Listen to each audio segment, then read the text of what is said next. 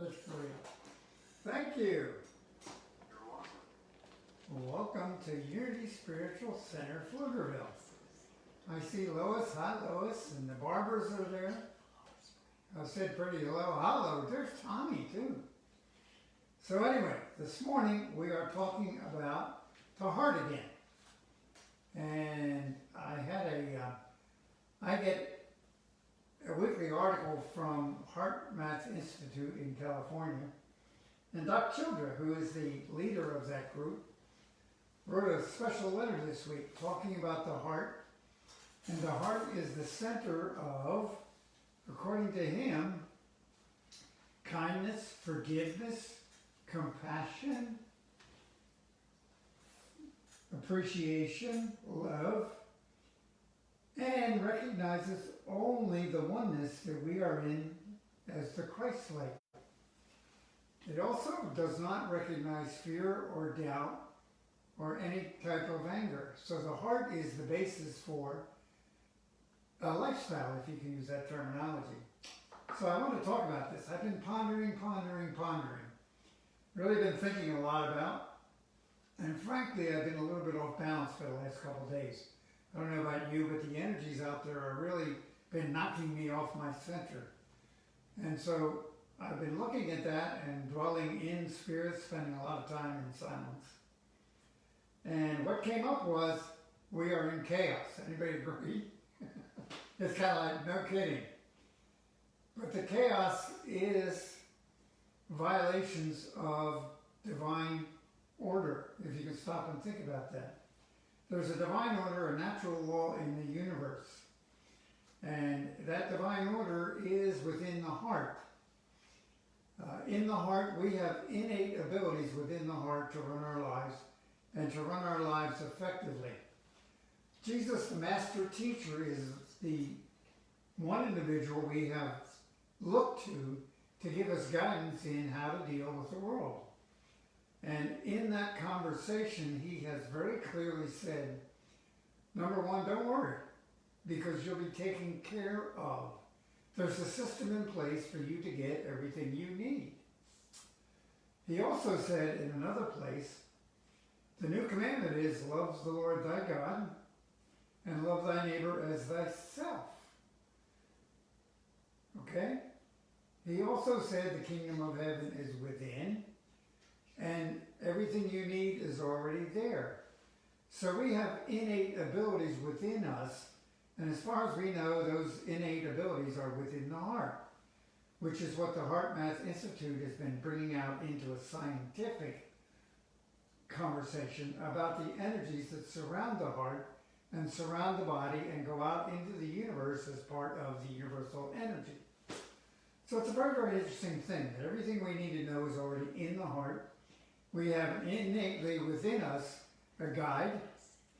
And I had somebody tell me, it was probably Deepak Chopra, anytime you have a problem, meditate. Go into the silence. And as long as you're following your heart, you'll be guided properly. So if it's really, that's the key, and the whole thing sounds rather simple, how come we're not there? And part of that reason is over here with the ego mind that we were born into this world with. So the ego mind is co-opted the innate principles within our heart. Now, in Charles Fillmore's book, 12 Powers of Man, that's this, everybody see it, which is probably should be on most of our reading lists. He makes a very, very interesting statement. He says, it is not expected that beginners in the study of these ideas will understand this book. It deals with forces that function below and above the field of conscious mind. So we're dealing with spiritual energies which are beyond the comprehension of the day-to-day world. You can't hear it, you can't see it, you can't smell it, you can't touch it. And we have been trained to believe if you can't see it, you can't believe it. And then he goes on and says that the average religious thinker knows nothing about the subconscious mind and very little about the superconscious, which is the connection with God. So this book presupposes a working knowledge of the truth. And you folks have been introduced to these ideas, so we're talking to the group, okay? Then he goes on and says, herein is set forth in this book the metaphysical idea of the spiritual quickening of man on the human plane and his transformation into the divine. Did you hear that phrase? It says, and his man and his transformation into the divine. Shall I say it again? His transformation into the divine. So what are we here to do? To be transformed into the divine. Not by a miracle or the fiat of God. So it's not going to be like a lightning bolt. It's not going to come in, hit you on the road to Damascus or anything like that. It's going to require, but by the gradual refinement of the man of flesh or the person of flesh into the person of spirit, as Paul taught. This corruptible must put on incorruption and the mortal must put on immortality. So what it means is the past is there, the energies are there, the guidance is there, but it's up to us to go on the path and make it happen. So this is where we're reaching a point now. We've got a culture in chaos, okay? We really do. And the truth is, according to Jesus' teaching, we're designed to be effective, to be perfect and whole. He says, you are the light of the world. Take no thought. Everything's going to work out for you. And fear and doubt comes in. So where does the fear and doubt come in? It has to come in from an outside source. And the outside source we're identifying is the ego physical mind, which is programmed from birth. And as far as we know, programmed during birth and before birth. Okay? So here we come into this world with all these programs. Now, it's really fascinating to me. I've really had a chance to look at our culture, what's going on. So here's an idea. We've already said the heart is the center of love, appreciation, health, wealth, and all those different positive conversations. The ego mind is the center of, are you ready? Hate, judgment, blame. In other words, if I can't get it, I have to blame somebody else. Separation is the big issue, etc., etc., etc. You can go on and on and on. And in that ego mind is programmed survival. Whether you know it or not, we have been dealing with, let's call it evolutionary theory, which talks about the survival of the fittest, which means that we are in a competitive world and the strong are the only ones that are going to survive. So the strong have to assert themselves and let the others fall to the side. It's kind of like what's in the back of people's minds, which has created the ultimate separation. And how does separation show up in our culture? Well, we've got racial division. We've got gender division. We can't even figure out what genders we are. We've got geographical division. Anybody familiar with the East and West and North and South? Even in the United States. We've got political division. We've got religious division. I can probably go on. So we have division everywhere. And Jesus' main message was, I and the Father are one, and I should love thy neighbor as thyself. Which totally contradicts what I'm seeing in our culture. And right now, it has exploded all over the place. Why? Because certain people feel excluded from society. They feel excluded from their divine inheritance. Remember, we all have that innate desire, innate ability, innate skills to go out and be effective as a human being. And if I'm not seeing that for myself, I'm going to rebel. However, the problem is the ego has to take it over here and make it personal. In other words, I didn't do it, you did it. So I have to blame somebody.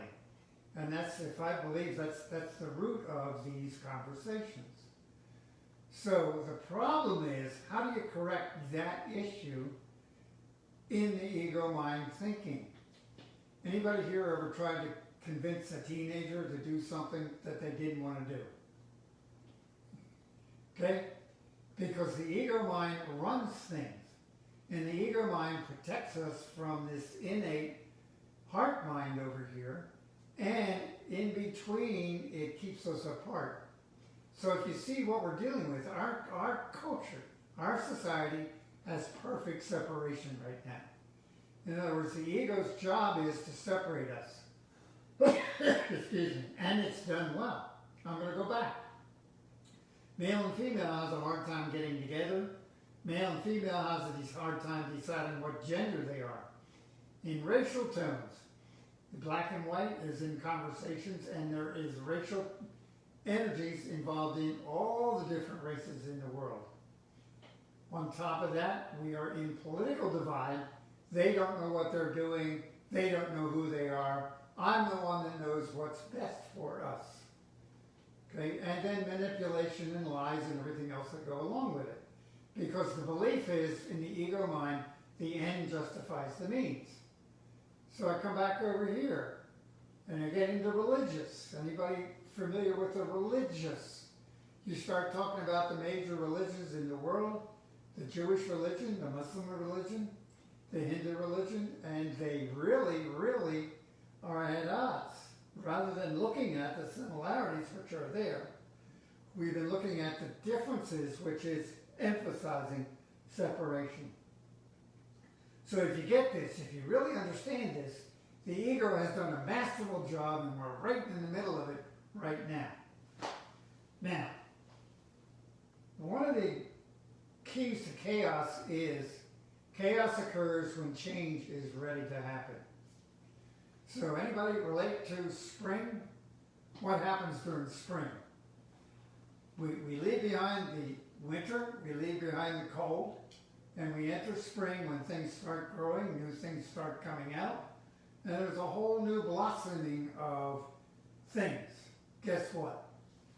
We got a world right now blossoming with all kinds of new ideas, all kinds of upset, and the answer, we're looking for the answers in the ego mind's ideas. We're listening to the academics, we're listening to the politicians, we're listening to the, let's just say, some of the religious leaders that are still stuck in the old ideas, and we're stuck in tradition. This is the way it's always been. Well, guess what? We got a new world. We're talking about a new world, so there's a new way of doing things.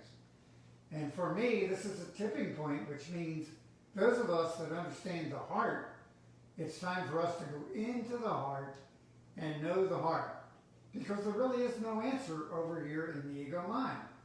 The ego's mind's job is to keep us separated, to keep us arguing, and to keep us angry, and to create victims and blame each other, and that no good person, all that type of thing. This week I've been working with the compassion principle in the Buddhist, and Madeline pulled out a compassion example, and some of these ideas are forgiving, but it's also just being in the presence of spirit.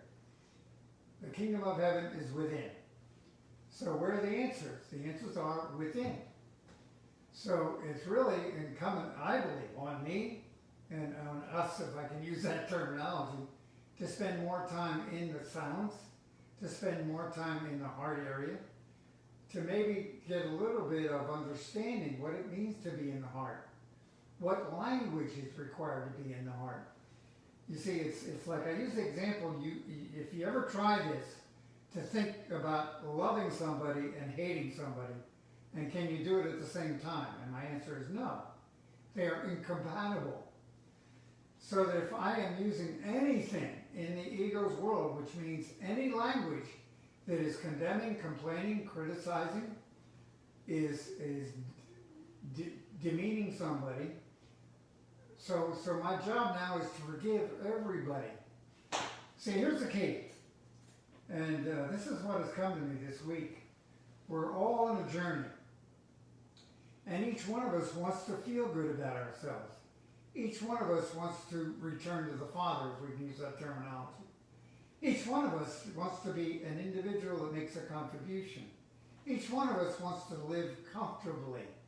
Each one of us wants our family to live comfortably. Each one of us wants to have good experiences. Each one of us wants to kind of protect ourselves and our family from any harm. And in the Buddhist idea is protect us from suffering. So everybody's on that journey.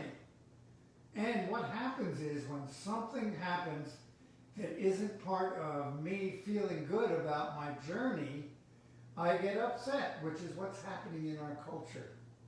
And in our culture, what's going on is I have to blame somebody else.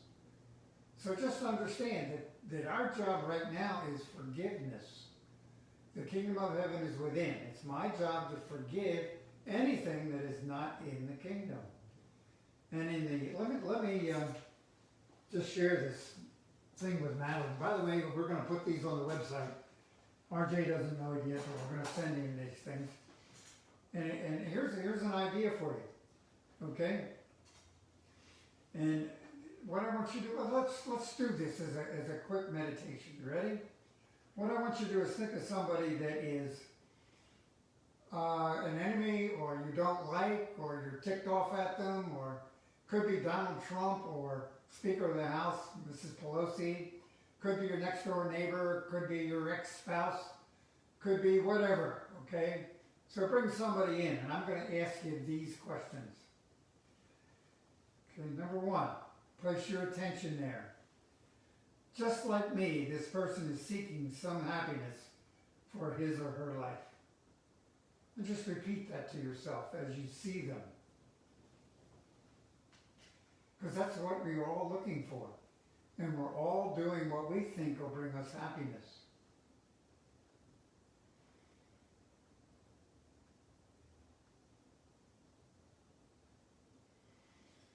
I can feel you doing that. Thank you. Next, again with intention on this person.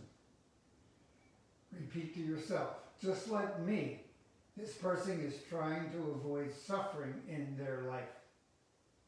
Just like me, this person is trying to avoid suffering in their life.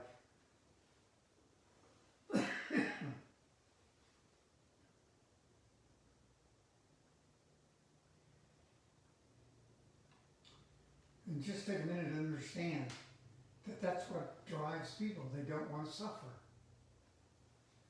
Number three, with attention on the person, repeat to yourself, just like me, this person has known sadness, loneliness, and despair in their life.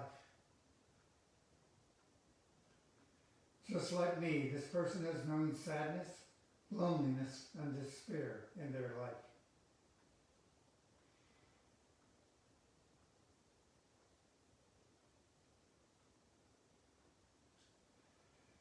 Number four, just like me, this person is seeking to fulfill their needs. We're all looking to fulfill needs. So just like me, this person is seeking and trying to fulfill their needs.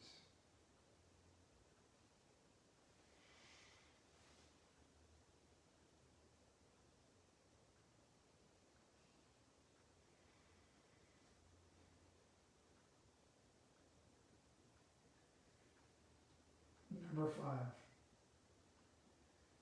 with attention on this person, repeat to yourself, just like me, this person is learning about life. Just like me, this person is learning about life.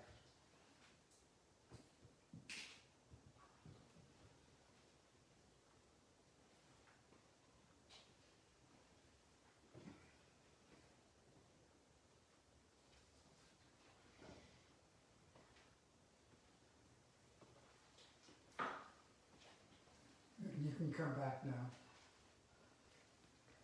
Here's the idea, folks. Everybody around us, 7 billion people on the face of this earth, are all trying to work out life. We're all on a journey. We're all trying to take care of families. We're all trying to protect ourselves. We're all trying to feel good about ourselves. Some of us are just trying to survive in the world we have been told is angry, and we're going to have to fight to get everything we need. Some of us have given up. Some of us are still in that battle. We feel we have to battle. Some of us have reached a point where we're angry and upset. So our reaction is to get angry again. And everybody is on this journey, but we're all making mistakes. We're all learning how to make it work. And we're all reaching a point, at some point in time, eventually, where we're going to go, aha. It's interesting, the longer you're around, sometimes the more you start understanding. Not sure that's a given, but it has some benefits to it. Because you realize, stop struggling and give it up and let go and let God. But that's a real thing. Because to let go and let God, I got to stop comparing myself. I've got to stop struggling. I've got to stop worrying about what somebody else is doing. And I've got to start knowing that I'm taken care of. And my family is taken care of. And everything is okay.